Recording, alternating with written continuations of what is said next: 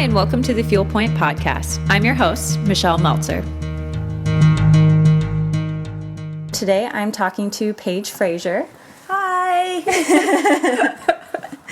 And we're here to talk a little bit about your history with dance and you as an educator and a teacher and an entrepreneur, a woman of many talents. So one, you should first go and check her out either on Instagram or through the Paige Fraser Foundation, which we'll talk about later.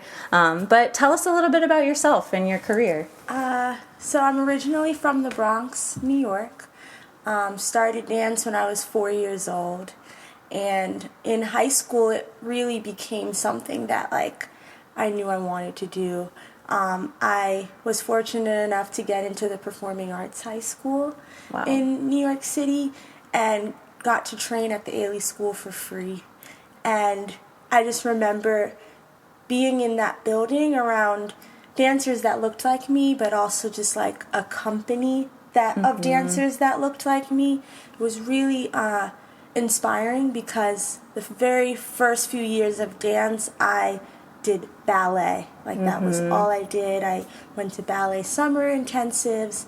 So in high school, being exposed to modern dance, jazz dance, African, just all these things that my body wasn't used to doing. Outside of the comfort zone. Seriously. But I never regret starting in ballet because I realize even now as a professional, it set me up in such a good way because the technique was already there and I already had an understanding of that. Which I say understanding air quotes because I'm still figuring it out now. But it was just nice to know and understand that before trying other styles of dance. Yeah, you build a strong foundation that you can branch out from. I think I had a teacher once explain it like a tree. You have these roots that you need to support yourself, and then from there, as you grow, you can continue to find all of these different paths and venues to go along, which absolutely is a really beautiful thing in dance and in art too. Yeah. But your experience working at the Ailey School, so did that continue after high school? Yeah, so after high school I went to Fordham University and I continued training at the Ailey School. There was a slight pause for a year because I went to Lines and then transferred. Oh, cool. So it's weird because coast to coast. Yeah, it feels like a dream because I was there for 1 year and I was 17. It just kind of felt like it wasn't real because it happened so quickly. Yeah. But I learned a lot at Lines and I was introduced to gyrotonics and gyrokinesis. And let me backtrack. Prior to going to college, in high school was when I was diagnosed with scoliosis. It was freshman year and I just went to the doctor for a physical and they said, okay, we see a slight curve. You should go get this checked out. So I was sent to an orthopedic surgeon. Oh my God. Were you so scared at that time too? I mean, being a dancer, our body is our life, so. Yeah, it's just I didn't know what it was. And when they took an x-ray and I saw that my spine was shaped like an S, I was like, this is weird because I didn't feel any of the symptoms of it, you know? And I guess because I was still growing and I was only 13 that my body didn't feel any way. And the doctor was like, yeah, so this could and most likely will get worse and surgery is the best option. And luckily my parents, my dad especially, he's a big health guru and just dealing with his siblings who have had surgeries on, their knees, joints. He's like, I just don't think this is the best option for my young child. You know? So we found a chiropractor in New York, and he recommended that I wear back brace, and I had to wear one to school and one to sleep. Oh my gosh. And the only time I could take it off was when I had to dance. So another way that dance, I'm sure, felt so liberating is you were free in your own body as well. Yeah, it just like I'm hearing it now, like the Velcro straps that I had to like, take off. I'm like, whoo, I can finally like slouch. Yeah. But yeah, it was a trying time for me because again, like I'm in high school, I'm making friends. Yeah. I just started at the Ailey school, and like I had to be brave and confident enough to tell not only my friends but all of my teachers what was going on because I didn't want it to be discreet, only because I knew I had to wear this back brace, and I knew like it's not something you can hide with a leg warmer or a knee brace underneath some pants. Yeah. It's like if I'm taking a test and I get hot, I need to take it off. And like, so from that age, I always had like, okay, this is what I have to do. This is what I'm dealing with. And like, you can either be my friend or not. Yeah. Or like, which is a very large strength of self at a young age. Yeah. Which I'm sure translated from then on. So yeah, that was happening in high school. And I think this was a gift from God. One of my teachers at the Ailey school had scoliosis. Oh, wow. Hers was more severe than mine, but I think seeing someone with it and like seeing that she was able to dance and like a teacher, and it gave me hope. Yeah. And what was her name, if you don't mind Sophia my asking? Fatoros. Cool. Me and her are still, in contact, and we talk. But it was just kind of ironic that there was someone in front of the room dealing with that. So that was really helpful. And she would pull me aside and like tell me, with my hips. Sometimes she would say in passe to flex my foot so that I could really get that even hip. Just things with alignment that like were different for me than the rest of the dancers. And she, of course, like stressed the importance of core strength. And just like simple things that I knew I needed to now like incorporate and focus on. Yeah. And what kind of, like, was there, with that core strength that you needed to gain, was there any specific cross-training that you started immediately after that? Or was there something a part of school for you? There was. So we took the Horton technique, and I also think that was just like God sent because it is all core. Yeah. It's so beautifully linear. It is an amazing technique for the body. Just even the laterals and all of that, like coccyx balance, like everything within the technique is built on strength building. And I think that also like shaped my body and my muscles in a way where it was like, okay, we're protecting you. Like we're going to protect your back, and we're going to make, it just felt secure. So I think the 4 years of just doing Horton and Graham and all those techniques that are like focused around like the core and strength really helped.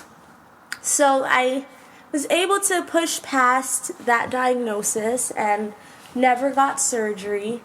Went on to college, got into Ailey 2, and from there I was like, okay, I need a job. Ailey 2 is only 2 years. Oh, wow. And I got into visceral. And more recently, this year, I was introduced to floor bar, which is has been amazing for me.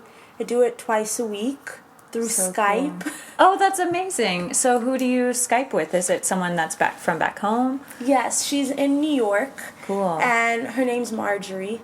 And she's very she's very low key. So she like does it out of her apartment. That is awesome. In Manhattan, and she happened to see my story with Elle and reached out to me and said, I want to help you. And it's been At first, a little bit frustrating because I felt like nothing I was doing was right, like even in dance, because she broke it down for me and like what alignment is, what turnout is, like winging your foot versus actually pointing through your shin.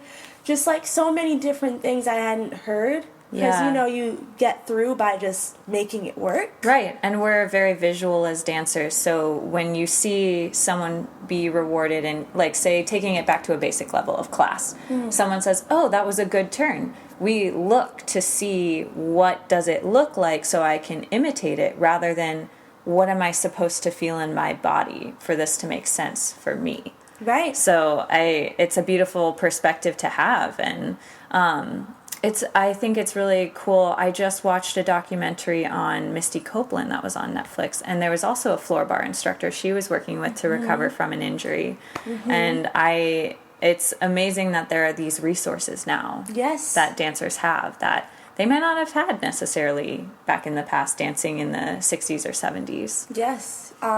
It's true. And like, for me, aside from working on my body, like, I think the difference is, for so long I was wearing a back brace, I was seeing a chiropractor, and those all kind of like made me feel better in the moment, especially back bracing. It kind of locks you in a position, and like now that I'm grown and like the bracing doesn't really help, and also chiropractic care, I felt like it was just such a quick fix, but didn't really help. So like floor bar, I'm allowed to like work on my body and like find different channels and see like where is it tight and like what needs to open up, and okay, this side of my rib is sticking out, so today I'm going to work on lengthening the whole left side of my back on the floor. Just like with plieing your knees, like, are you gripping or are you bending over, a balloon? Like, there's different visuals. Bending to open the joint itself. Yeah. Yeah, and like, it's just crazy because I met this woman through basically the internet. And it was around the time when I was dealing with like some shin pain, and like after a few weeks of classes, it was gone. And it was proof that like my injury was from alignment issues that just needed to be addressed. So it's been like a really beautiful discovery. And again, like, I do it twice a week, and it just allows me to check in with my body. Absolutely. I think it's great. I mean, being a Pilates and gyrotonic instructor, it's something that I'm so passionate about because so many times we go to the quick fix, and I was someone who did. I was having back pain and rib issues, and I went to a chiropractor, and I couldn't realize why I was still ending up with the same pain over and over again until I learned how to train my body. And it is so much about the way that we use our muscles, which is why the way that we work and the way that we think about how we dance is so important, because we have to take care of our bodies while we're doing it. And it's great that you have someone that addressed that and wanted to meet you, and it's one of the positive benefits of technology now too, which I think is great because we're hearing so much about the negative right now that we are. It's great to see that there's, we are trying to build a good community and reach out to people and have that kind of goodwill towards others. So I love that. So besides the cross training that you had, how was your health and wellness as far as fueling your body throughout after high school? I know that when I was in high school, I had never even talked about nutrition before, and this was something that entered my life after I became a professional.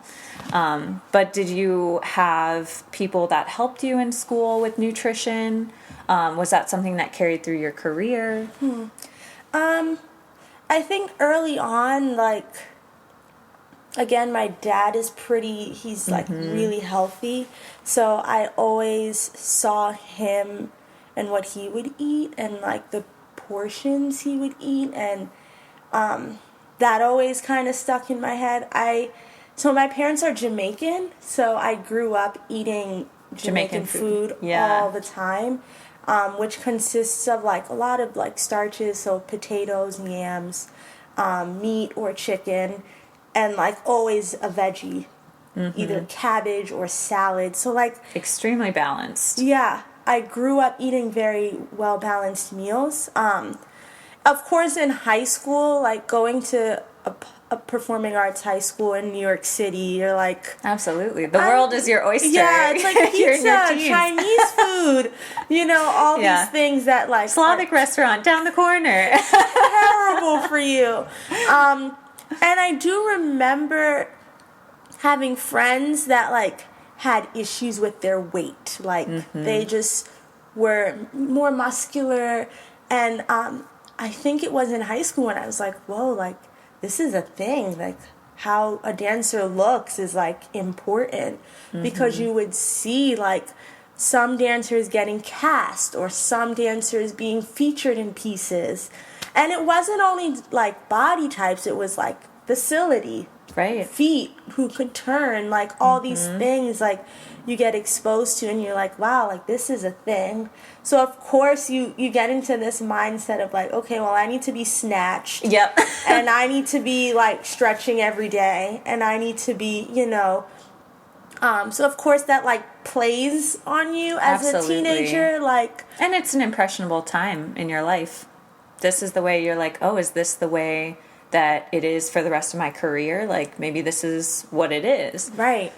And I've been fortunate enough to always be on like the leaner side, but I think when I went to Ailey and then also in college, I started gaining more muscle, and at first it was kind of weird because, I remember like when I was 8, it was like stick skinny, and I had friends that were professional ballerinas and they were still stick skinny, and I had like more muscle, more, and at first it was like, oh, this is kind of like, should I look like that?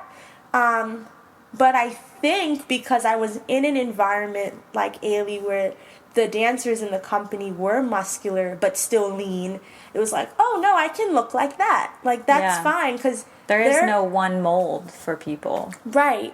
And then I also think just having images of Misty Copeland and Lauren Anderson and like other dancers I look up to, Ebony Williams, Panika Jones, like they were all like professionals with athletic build. And also dancers that could move and accomplish whatever was asked of them. Yes. And that's something that is so powerful in the dance world, especially in my opinion. When I view dance, I want to watch someone that's going to move me. And those were dancers that did. Yeah. And I think, just as you get older, you realize, like, what do I want to say as an artist? And what do I want to represent? And, like, I want it to be genuine. I want you guys, the audience, to be drawn into my world and my experiences and what I'm trying to say. And that needs to be the truth, Right. And not just an aesthetic. Yes. So... That makes me so happy. My heart, I'm like so warm right now, even though it's very cold outside. Yeah. But my heart is very warm because I feel like these are things that, our current generation, the generation after us, and the generation before us, that we need to remember that these are still things that are so important to the dance world. Absolutely. And just thinking back, there are so many of my friends that like didn't have the normal dancer body, but they were so good, and they just like stopped dancing, because they weren't able to see that like, no, there is room for me somewhere else, Yeah. Maybe not in this company, but in that company, or maybe I'll just start my own thing, or you know what I mean? Yeah. Or maybe Broadway, like I think in high school we have like such a small like tunnel vision, and like it's not until after high school and after college that I was exposed to like, oh, there's so many companies and there's so many types of dancers. So I'm like really fortunate that I didn't give up. Yeah. Especially at a time like dealing with scoliosis. I didn't know who Wendy Whalen was. Who is also a huge advocate for scoliosis and in her like career. Danced until she was 40. She is an amazing woman. I know. Amazing. I hope to meet her one Yes. day. Hashtag Wendy Whalen meets Paige Fraser. Yes. Starting that right now. Actually. Yeah. But like when we were growing up, the internet wasn't as big yet, Yeah. or I wasn't allowed to be on the internet, and now I think we have this opportunity to connect with people. So when I found out about Wendy Whalen and just other dancers that I know who have scoliosis, it's like, thank God I didn't give up, Yeah, because absolutely. it's possible, it takes extra work. Yeah. And attention to details and attention to your body, but I think that also is a good thing. Yeah, absolutely. And especially for us at Fuel Point, we want to help be a resource for dancers that, at that impressionable time in high school, need someone to turn to for even just information. Like, how do I cross-train for my body? These are my injuries. How do I help strengthen myself so this doesn't happen again? How can I fuel myself to still have my strength and be able to do what I need to do, but that I'm still eating healthy so that my body's functioning properly? Yep. So that's a lot of what we're aiming to go for. And I hope that everyone listening, you guys can really start this movement with us as we go forward. As far as you being a professional dancer, I know that you also are very influential in the teaching community. Can you tell me a little bit about how you got started with teaching and where you're teaching and who you're teaching now? So my first opportunity to teach was when I was in Ailey 2. We did a lot of outreach, and it was always so inspiring to, especially if we were on tour and we would do a lecture demonstration, which was like shorter excerpts of our rep. And we would invite the kids on stage and just so seeing special. them eager to learn revelations and eager to improv, jam in the middle. It just always fueled me, especially if it was a long tour and we were tired. It was just something to look forward to. And then throughout, as in my second season, I would be asked to teach. So that was I remember the first class, I was so nervous. But looking back, I think my director saw something in me, that potential. Yeah. And I remember we went to a public school in the South Bronx, and none of the kids could speak English, which was very, it was really? You live in New York City but this particular neighborhood was predominantly Spanish speaking, and it was just, I had to communicate with them through dance what I wanted, and it was very challenging. It was also really, we did a task where I asked them to create a piece that was about a ritual or tradition, and some of their choices were just very alarming. It was what they had seen every day in their neighborhood, and it was really wow, this is what they see every day. They're reenacting what they see. Their lens in the world. And I just always remember that, and wanting to change that and give them a new perspective on life. So I think that was the first seed that was planted, and fast forward to now, I've been able to teach, throughout Chicago, different workshops, Horton workshops, which I really love cool. to do because it's not taught everywhere. And I have a degree, so why not use it. Yeah. Every summer I go to Houston and I teach for 2 weeks at a studio, Houston Academy. But yeah, there just came a time where I was in a really good place with my career.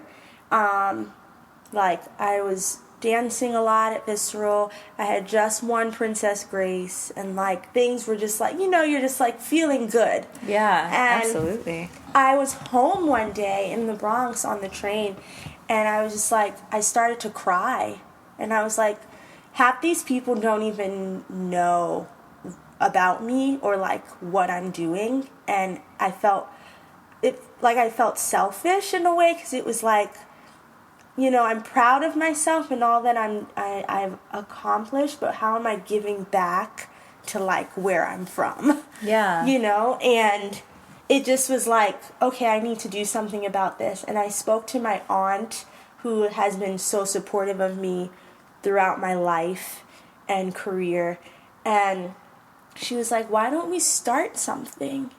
Like, why don't we create a foundation? And I was like, a what? It's like, all I'm thinking about is like doing a pop-up workshop, and she's like, no, like, you're at this place, you've been given the opportunity to share about having scoliosis, and like, you have a following, like, now is the time to like start something, so after your dance career you have something to work on and focus on and build. So that's how the Paige Fraser Foundation started. It was my aunt seeing something and believing in me, and me just saying, okay, let's do it. Well, I think that you also, going back to that strong sense of self from a very young age, the fact that you thought to yourself, wow, after all of these accomplishments, what can I do now to help, to give back? And one, that's a mature development emotionally that we take over time as we get older and realize, oh, well, it can't always just be about me. Yeah. But that is one thing that I think is going to leave a huge impact in the dance community, throughout the scoliosis community. Tell me a little bit more about what you do with the Paige Fraser Foundation and where you hope to grow to. Yeah, we're still very baby. We had our first introduction over the summer, and it was, believe it or not, very well attended. It's like, whoa. That's fantastic. Yeah, and I think our main mission right now is to give back to the community, and also create a safe space for those with or without disabilities. Not only limiting it to scoliosis, but kids that may be dealing with mental health, kids that just need an outlet, kids that have never danced before. I don't want to close it off. I want it to be, if you hear about it and you want to come and you feel, okay, this place is going to embrace me, that's what I want people to feel. Also just offering pop-up workshops here in Chicago, not only in New York, but just all over. I recently went to Haiti for a week. Wow. And how was that experience? Life-changing. But that's exactly like what the Paige Fraser Foundation is about. It's, I received so much like, why are you going to Haiti? There's nothing there. It's dangerous, But I went because I found out about this organization, Milk Carton on a String, and I was following them on Instagram. Their images were so beautiful. The kids just looked so hungry to learn and eager and excited. And I reached out. I said, hey, I have a foundation. I'd love to come. I'd love to collaborate.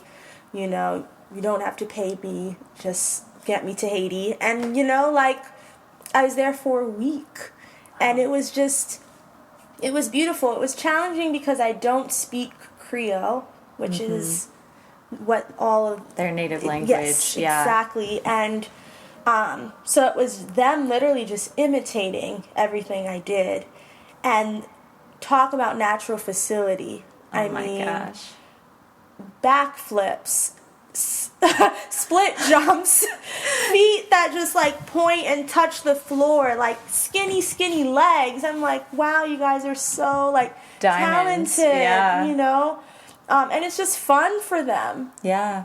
It's like one kid, he insisted on wearing swim goggles the whole class. And I was like, you know, if this is your imagination, I'm here for it, you know? Oh, I love that. It was so amazing, and just put a different light in my energy and my spirit coming back here, and like just being grateful for what we have, you know? Just even with like being able to walk down the street and get water or food. Mm-hmm.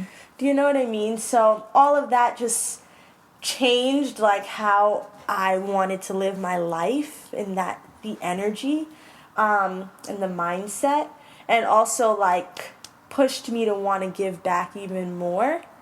So I formed Dances Healing, which is a program through the Paige Fraser Foundation, and this program will travel and offer workshops wherever it's open. If you want me in China, if you want me in Italy. Which you do want her. You want her anywhere. She's great. Oh, thank you. But yeah, I'm planning one here in Chicago on the south side, and I'm planning one in New York. So those will be my first two home bases for you. Yeah. Yeah, at first I was like a little conflicted, because I'm like, I'm from New York and I want my foundation to be based there, but Chicago has also been my home for 5 years, and like I've made connections here and met people that I, you know, appreciate, and it's been so gracious to me that I want to give back as well. So I'm really excited about it, and just learning how to like coordinate things and how to promote things, and it's another side of me other than just being a dancer. Yeah, it's a new hat. Yeah. Also learning how to balance it all, which is, you know, at first was really challenging, but like I've told myself like, no, when I'm in rehearsal, when I'm in class, that's time for me. When I get home, I can work on my foundation. I can send emails. I can figure all of that out. Because at first it was like...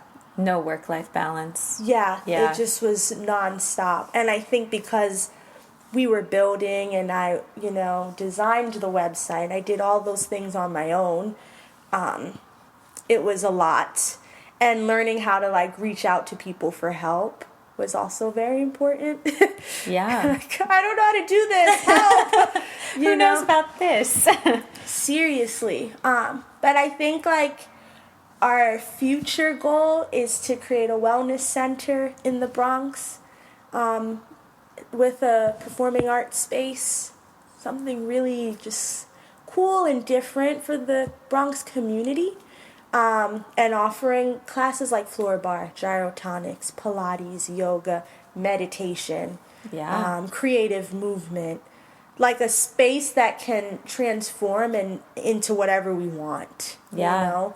So we have a lot of work to do, but it's a good mission. You got a great direction, and I just thank you for being a part of this podcast. And I think our visions are very similar as far as how we want to help the dance community, but also just in general, people and the next generation. And it's so exciting.